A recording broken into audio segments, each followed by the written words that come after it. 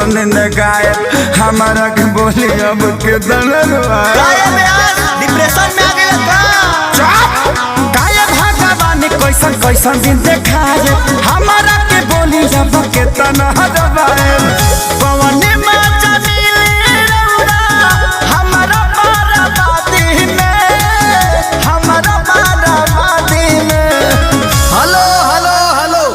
जो भी बाराती भाई लोग खाना नहीं खाए हैं कृपया द्वार पे जाके खाना खा ले। ए भाई हाँ ये गांव के हुआ हाँ हाँ ये का करे के बा बोल रहा तो करे के का बा बरतिया है लियावा खाना खियावा काहे भगवान तू कैसन दिन देखो लो हमरे के अरे जोरे मन रखो नी चलो चलो पतल लियावा आज पतल चलावे के पराता हमारा अपने लभर के शादी में आज पतल चलावे के पराता हमारा अपने लभर के शादी में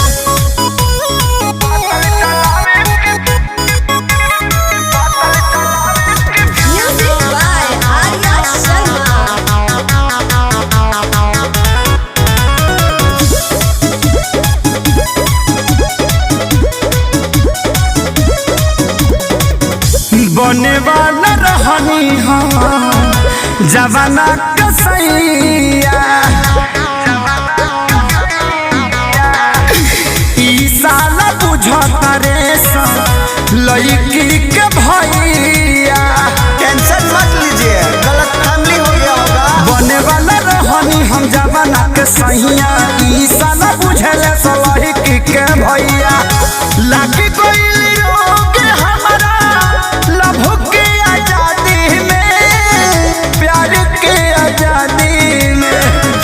भाई हमरा पतल में के पूरी खत्म हो गइल बा तारा लौकत नहीं खे लौकत जौन देर तौन खइब अरे तनी पानी वाला के भेजा भाई पुलाव दो तनी एने पुलाव दो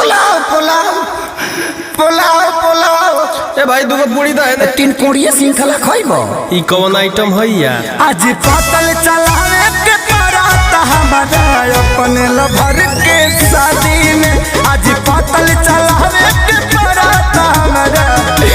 अपने लभर के शादी में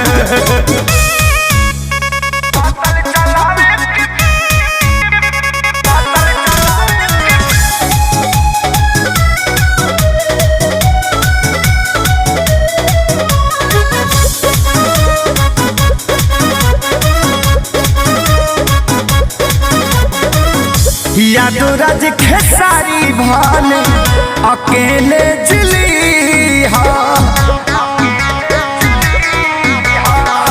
बगल वाला गाँव के लड़की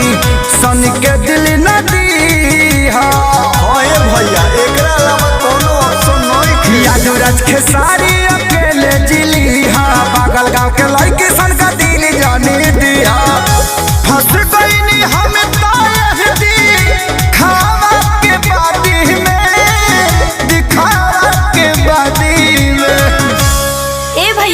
थोड़ा आइए ना इधर काम है आइए ना। ए भाई तारा के बोला कि जाना नहीं भैया मैं आपको ही बुला रही हूँ हमरा के हाँ का भगवान अब कतना बुरा दिन ले जाइबा हमार